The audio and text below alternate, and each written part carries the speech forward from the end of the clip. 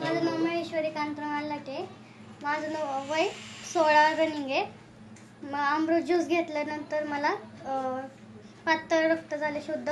त्यानंतर पोट पण साफ झालं आणि भूक पण लागायला लागली आणि पहिल्यांदा मला किडनीला सूज होती. त्यामुळे अमृत ज्यूस घेतला.